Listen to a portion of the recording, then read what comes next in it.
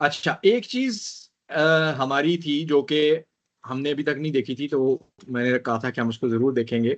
वो ये है कि अगर आपको याद हो,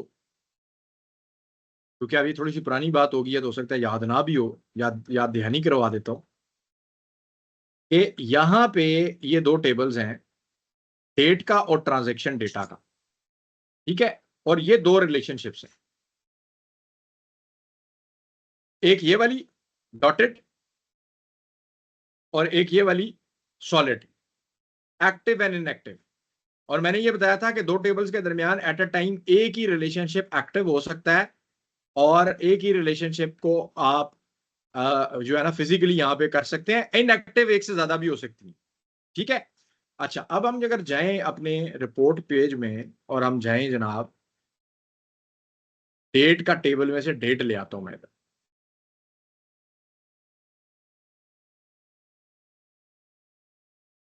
और मैं यहां पे लाता हूं ट्रांजैक्शन डेटा से अपनी, पहले लाता हूं ट्रांजैक्शन डेट। ठीक है, और अब लाता हूं स्टॉक डेट। ट्रांजैक्शन डेट को बल्कि मैं अभी, पहले हम खाली ट्रांजैक्शन डेट को देख लेते हैं। यहां पे क्या है जी, डेट 1197 जनवरी 1 1997। सारी डेट्स आपस में कॉरस्पॉन्ड कर रही हैं जैसे कि उनको करना चाहिए। अब मैं जब स्टॉक डेट लाता हूं तो क्या ये डेट्स आपस में कॉरस्पॉन्ड कर रही हैं? देखें, रिलेशनशिप जी। जो है वो बनी हुई तो है, लेकिन वो उसको फिल्टर नहीं कर रहा। अगर वो सही तरह से फिल्टर कर रहा हो तो मुझे जो डेट यहां पर नजर आ रही है वही डेट मुझे यहां पर भी नजर आनी चाहिए, जैसे ट्रांजैक्शन डेट के केस में हो रहा है कि ट्रांजैक्शन डेट के केस में वही डेट मुझे नजर आएगी ना। बेसिकली देखें, बैक एंड पे क्या हो रहा है, ज्वाइन लगा हुआ है ना, तो ज्वाइन तो कॉरस्पॉन्डिंग वैल्यूज पे लगता है। प्राइमरी की फॉरेन की जुड़ेगी तो सही एक सेम वैल्यूज नजर आनी चाहिए ना, मुझे एक के वैल्यू अगेंस्ट सेम वैल्यू नजर आनी चाहिए। यही ज्वाइन का हाँ, वो कॉन्सेप्ट है। सही है। ठीक। ठीक है। यहां पर ट्रांजैक्शन डेट के साथ ये हो रहा है, लेकिन स्टॉक डेट के साथ ये काम नहीं हो रहा। ठीक है, ये चीज मैंने कहा कि आपको दिखा दूं पहले। अब मैं वापस जाता हूं मॉडल में, और मॉडल में मैं ये करता हूं कि मैंने जो ये ट्रांजैक्शन डेट वाली मेरी लाइन थी ना जी, जो कि सॉलिड थी, मैं जाके रिलेशनशिप एडिटर में जाके ना इसको कहता हूं कि यार इसको इनएक्टिव कर दो। अब मेरे पास दोनों डेट्स इनएक्टिव हो गई हैं। अब मैं वापस आता हूं तो अब वो देखें मुझे कह रहा है कि जी can't determine the relationship between the fields. ठीक है, अब वो मुझे ये दे रहा है कि यार ये मैं इनके दरमियान रिलेशनशिप भी जो है ना वो नहीं कर पा रहा। और मैं अब दोबारा जाता हूं और मैं स्टॉक डेट को जाके एक्टिव कर देता हूं। पहले मैंने ट्रांजैक्शन डेट की हुई थी, अब मैं इसको एक्टिव कर देता हूं, क्योंकि एक को इनएक्टिव करूंगा तो दूसरी को एक्टिव करूंगा। अब मैं जाता हूं और अब मैं जाके यहां पे लाता हूं जनाबे वाली स्टॉक डेट। अब आप क्या रिस्पांस देख सकते हैं कि क्या ये रिस्पांस ठीक है या गलत है? कौन बताएगा मुझे? रिस्पॉन्स ठीक है।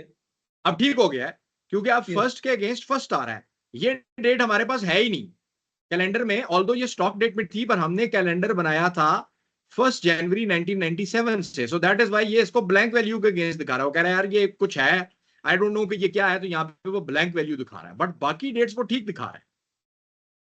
ठीक है, बाकी डेट्स वो ठीक दिखा रहा है। अब आप अगर स्टॉक डेट का एनालिसिस करेंगे डेट के साथ तो आपको ठीक रिजल्ट मिलेंगे। बात समझ आ रही है? अभी तक हम जितना एनालिसिस करते आए हैं वो हम ट्रांजैक्शन डेट के हिसाब से करते आए हैं, यानी हम ट्रांजैक्शन डेट के ऊपर चीजें कर रहे हैं। अब अगर हम करेंगे तब हम स्टॉक डेट के हिसाब से करेंगे। नहीं, अगर हमने अब स्टॉक डेट की पोजीशन देखनी है और हम डेट को यूज कर रहे हैं तो हमें अब पोजीशन ठीक नजर आएगी। बात समझ आ रही है आपको? अच्छा, अब हम आते हैं जो मेन हमारा मुद्दा था।